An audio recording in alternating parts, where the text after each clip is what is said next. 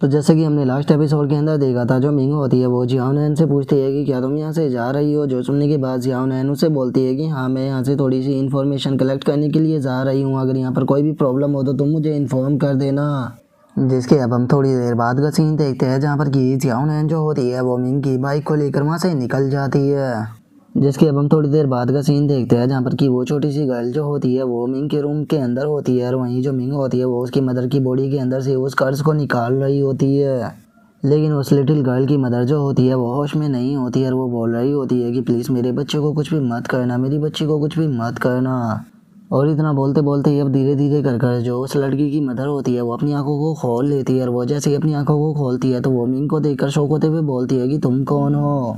और अब अपनी मदर को होश में आता हुआ देखने के बाद वो छोटी सी लड़की जो होती है वो अपनी मदर से जाके गले लग जाती है, जो देखकर वो उससे पूछती है कि यूनर, आखिर तुम्हें क्या हुआ और तुम यहाँ पर क्या कर रही हो। जो सुनकर वो लिटिल गर्ल जो होती है वो अपनी माँ को बताती है कि मम्मा, मैं आपको बताना चाहती हूँ कि जो सिस्टर मिंग है उसने आपको पूरी तरह से रिकवर कर दिया है, आपकी बॉडी से सारे कर्ज को निकाल कर। जो सुनते के साथ ही उसकी मदर जो होती है वो शौक होते हुए बोलती है कि क्या मेरी बॉडी के ऊपर से वो कर्ज मार काट चुका है। जो सुनते के साथ ही वो लड़की जो होती है वो अपनी मदर को बताती है कि हाँ, केवल आपके ही नहीं बल्कि जो सिस्टर मिंग है उसने क्लैन के जितने भी लोग हैं उन सभी में से आधे से भी ज़्यादा लोग जो है उनके यहाँ पर कर्ज को हटा दिया है। और सिस्टर मिंग ने कहा है कि जल्दी ये पूरी की पूरी क्लैन के ऊपर से जो गोस्ट कर्ज है उसे पूरी तरह से हटा देगी, तो इसीलिए अब हमसे गोस्ट कर्ज की टेंशन लेने की बिल्कुल भी ज़रूरत नहीं है। और उस छोटी सी लड़की के इतना बोलते के साथ ही हम देखते हैं कि मिंग की हालत एकदम से ख़राब होने लगती है, और उसके मुंह से भी ब्लड आने लगता है। और उसकी ऐसी हालत को देखने के बाद जो लिटिल यूनर और जो उसकी मदर होती है वे दोनों ही काफ़ी ज़्यादा परेशान हो जाते हैं। और यूनर बोलती है कि सिस्टर मिंग, आप ठीक तो हो ना। और इतना बोलकर वे उसके पास आ ही रहे होते हैं, तभी जो मिंग होती है वो उन्हें रोकते हुए बोलती है कि मेरे पास मत आना, यहाँ पर खतरा है। जो सुनते के साथ ही यूनर बोलती है कि सिस्टर, लेकिन आपकी हालत ठीक नहीं। जो सुनने के बाद मिंग बोलती है कि अरे नहीं, मैं ठीक हूँ, और अभी के लिए तो मैं यहाँ पर अपनी मदर जो है उन्हें आराम के लिए लेकर जाना चाहिए, क्योंकि वैसे तो इनकी बॉडी के ऊपर से कर्ज जो है वो हट चुका है, लेकिन अभी भी ये काफ़ी ज़्यादा कमज़ोर है, तो इन्हें ले जाकर आराम कराओ। जो सुनकर वो यूनर जो होती है वो मिंग को कुछ बोलने ही वाली होती है, लेकिन तभी मिंग जो होती है वो उससे बोलती है कि तुम्हें मेरी टेंशन लेने की ज़रूरत नहीं है, मैं और का सा आराम करने के बाद पूरी तरह से ठीक हो जाऊँगी। जो सुनते के साथ ही यूनर जो होती है वो थोड़ा उदास होते हुए मिंग से बोलती है कि ठीक है, अगर आप ऐसा ही चाहते हो तो मैं जा रही हूँ, लेकिन आप अपना ध्यान रखना। और इतना बोलते के साथ ही जो यूनर होती है वो अपनी मदर को लेकर वहाँ से चली जाती है। और अब उसके वहाँ से जाते के साथ ही हम देखते हैं कि मिंग की बॉडी के अंदर से एकदम से ब्लैक कलर की फायर जो होती है वो निकलने लगती है,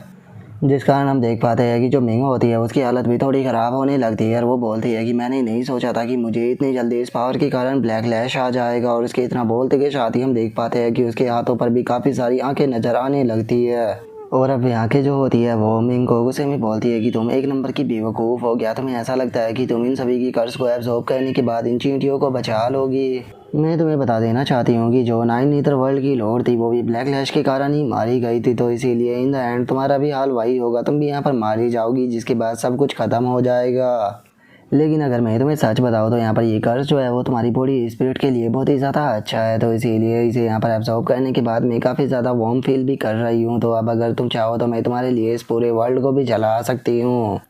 और अब मिंग की ऐसी हालत को देखने के बाद जियाओशी जो होती है वो भी काफ़ी ज़्यादा परेशान होने लगती है, और वो परेशान होकर चिल्लाते हुए बोलती है कि सब कुछ ख़त्म हो गया, सब कुछ ख़त्म हो गया, मैं इस तरह की चीज़ के साथ में डील नहीं कर सकती। और गाइस, अगर आपको याद ना हो कि जियाओशी यहाँ पर क्या कर रही है, तो मैं आप लोगों को याद दिला दूँ कि जो चैन ही था वो शुरू में ही जियाओशी को यहाँ पर छोड़ कर गया था, ताकि वो सभी डिसाइपलों के ऊपर नज़र रख सके।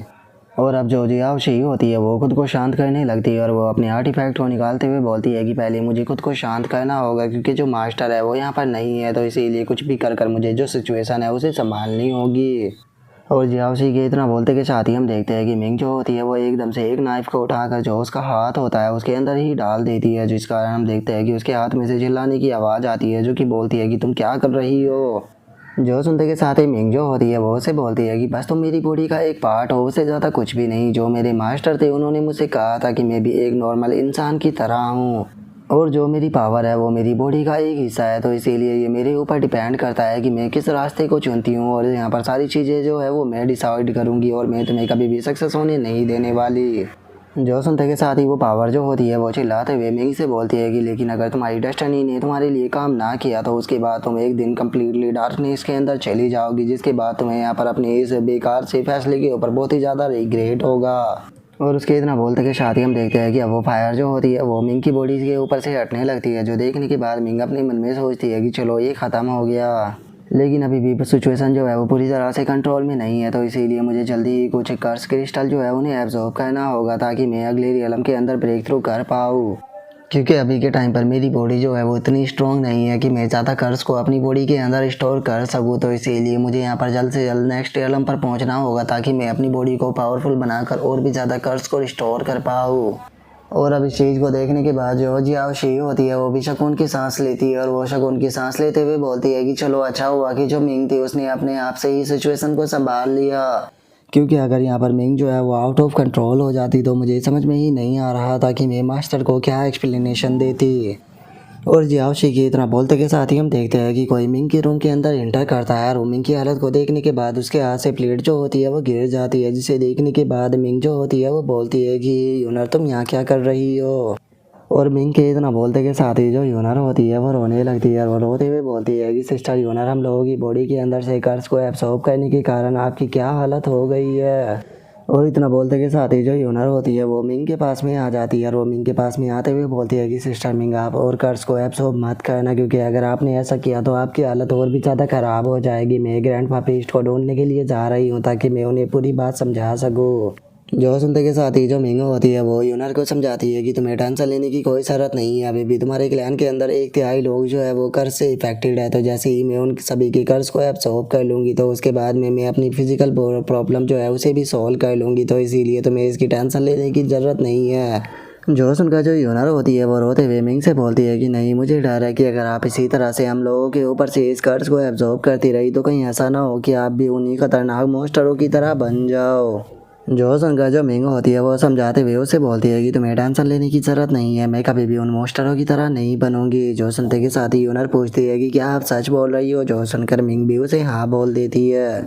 जो सुनते के साथ ही अब यूनर जो होती है वो मिंग के हाथ पर एक पट्टी बांध देती है, और उसे पट्टी बांधते हुए बोलती है कि ठीक है, मैं यहाँ पर अभी ग्रैंड पापीस्ट के पास में जा रही हूँ ताकि मैं तुम्हारे साथ लिए थोड़ी मेडिसिन जो है वो लेकर आ सकूँ। जो सुनते के साथ ही मिंग जो होती है वो उसे बोलती है कि अरे तुम्हें मेरे लिए मेडिसिन लाने की कोई ज़रूरत नहीं है, क्योंकि मेरी इंजरी अपने आप ही रिकवर हो जाएगी। अगर तुम्हें यहाँ पर मेडिसिन देनी है तो तुम अपने क्लैन के लोगों को दे सकती हो।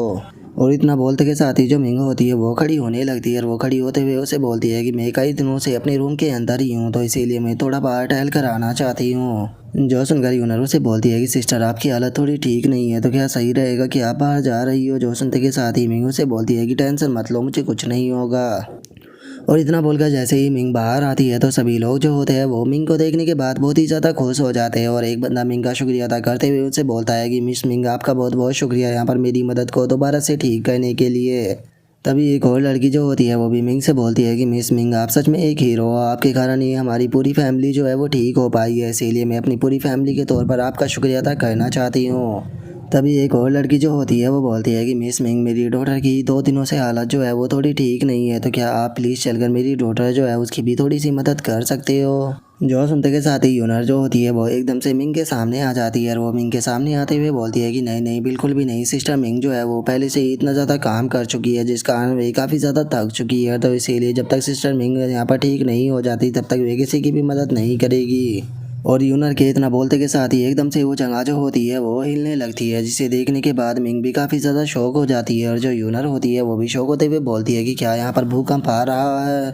और यूनर के इतना बोलते के साथ ही वहाँ पर कुछ लोग जो होते हैं वो भागते हुए आने लगते हैं, और वे भागते हुए चिल्लाते हुए बोलते हैं कि डायमंड मॉन्स्टरों ने दोबारा से अटैक कर दिया, जल्दी से यहाँ से भागो। और इतना बोलते के साथ ही वे सभी लोग जो होते हैं वो भागने लगते हैं, और एक बंदा जो होता है वो भागते हुए बोलता है कि आखिर जो प्रीस्ट है वो कहाँ पर है। जो सुनने के बाद एक और बंदा बोलता है कि पता नहीं, वे तो आज सुबह से ही गायब है। जो सुनते के साथ ही मिंग जो होती है वो यूनर से बोलती है कि यूनर तुम भी उन सभी लोगों को फॉलो करो और सबसे जो नीचे का लेवल है वहाँ पर चली जाओ। जो सुनने के बाद यूनर बोलती है कि सिस्टर आपकी हालत ठीक नहीं है, आप भी चलो ना। जो सुनने के बाद मिंग बोलती है कि नहीं, मैं यहीं पर ही रुकूंगी। और इतना बोलते के साथ ही जो मिंग होती है वो अपने ओरा को रिलीज करने लगती है, और अपने ओरा को रिलीज करते हुए बोलती है कि जियाओ नैन और प्रीस्ट जो है वो यहाँ पर नहीं है, तो इसीलिए ये मेरी ड्यूटी बनती है कि मैं सभी लोगों को प्रोटेक्ट करूँ। और उसके इतना बोलते के साथ ही हमारा व्यू जियाओ नैन के ऊपर आ जाता है, जो कि यहाँ पर बाइक पर जा रही होती है, और वो वहाँ से जाते हुए बोलती है कि सच में जो ये कोर ऑफ कर्स है ये तो बहुत ही ज़्यादा दूर है। अगर मैंने यहाँ पर मिंग की बाइक को नहीं लिया होता तो मुझे डर है कि वहाँ तक पहुँचने में मुझे 2 या 3 वीक का टाइम लग जाता। और जियाउनैन के इतना बोलते के साथ ही जो जियाउनैन की सोड़ होती है वो उसे कुछ बताती है। जो सुनकर जियाउनैन जो होती है वो उसे बोलती है कि हाँ मुझे इस बारे में पता है। और इतना बोलते के साथ ही अब जियाउनैन जो होती है वो एकदम से अपनी मोटर बाइक को रोक देती है। और बाइक को रोकने के बाद अब वो अपनी सोड़ को निकाल लेती है और अपनी सोड़ को निकालते हुए उनसे बोलती है कि मैं जानती हूँ कि तुम लोग पिछले 2 दिनों से मेरा पीछा कर रहे हो, तो तुम खुद निकल कर बाहर आओगे या फिर मैं ज़बरदस्ती तुम लोगों को बाहर निकालूँ। और जियाउनैन के इतना बोलते के साथ ही हम देखते हैं कि कुछ लोग जो होते हैं वो जियाउनैन के सामने आ जाते हैं। और वे जियाउनैन के सामने आते हुए बोलते हैं कि मिसेस जियाउनैन, सच में आप तो बहुत ही ज़्यादा शार्प हो। अब समझ में आया कि आखिर प्रीस्ट जो थे वो तुमसे इतने ज़्यादा क्यों घबरा रहे थे। जो सुनते के साथ ही जियाउनैन जो होती है वो भी फाइट के लिए तैयार हो जाती है। और वो उनसे बोलती है कि मुझे यहाँ पर तुम्हारी तारीफ़ की कोई भी ज़रूरत नहीं है। इसका मतलब मेरा शक जो था वो बिल्कुल सही था, तुम लोग जो है वो बिल्कुल भी अच्छे लोग नहीं हो।